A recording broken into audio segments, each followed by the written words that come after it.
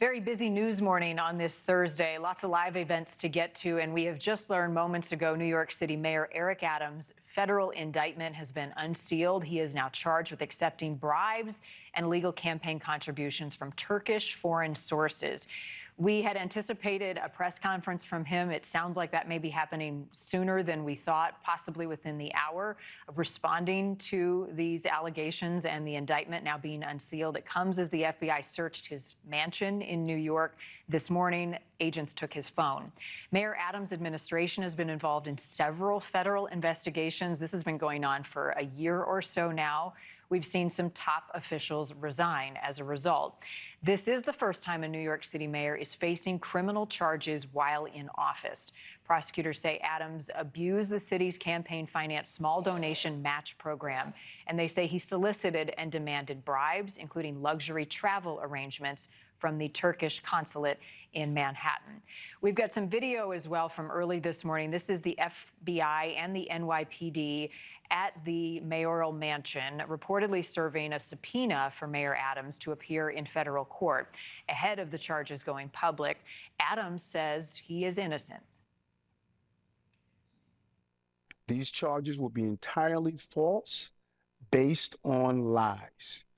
I know I am innocent. I will request an immediate trials so the New Yorkers can hear the truth. Joining me now, trial attorneys Brian Claypool. I want to get your take on all this. First, Brian, welcome. Let me get your thoughts on the now unsealed indictment and the specifics of these charges. Yeah, hey, Marty, great to be with you. Yeah, I mean, these are serious charges. It looks like there's two charges, one involving bribery, which means that Adams allegedly was receiving money in exchange for favors, right? You see that a lot when government officials award contracting bids, for example. Then you've got this matching fund allegation as well. So illegal contributions to his campaign. So I see this as two different crimes. I did a little bit of research.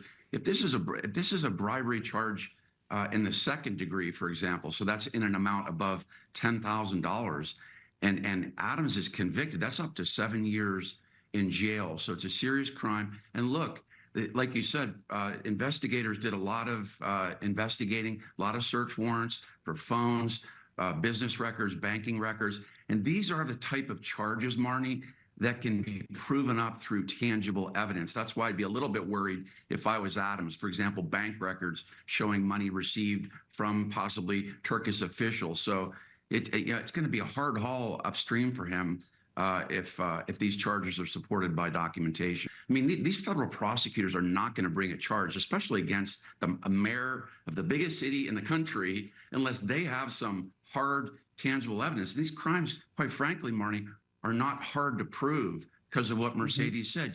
They've gotten bank records, they've got phones from several officials too, which is interesting. You've got the police commissioner who's resigned. Why was his phone seized? Why did he resign? You've got the head of the school district, largest school district in the country, that they resigned as well. So that there could be more charges coming from this as well. You know, and back to your question, I don't think it's smart for Adams to be out there proclaiming his innocence. I didn't do anything wrong. He needs to stick to his job and have his lawyers get out and hold an organized press conference and talk about the evidence, talk about how they're going to disprove this, because you can't just articulate, I'm going to beat these charges.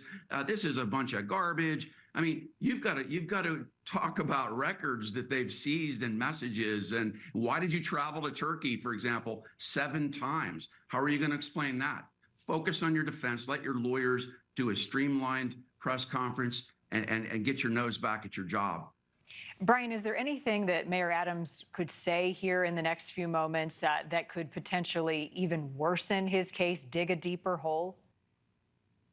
I mean, if he starts talking about, for example, the trips to Turkey, right, who he interacted with, if he gets on the defensive and says, well, I took these trips for this reason, not that reason, and, you know, there's nothing on my phone that's going to show anything.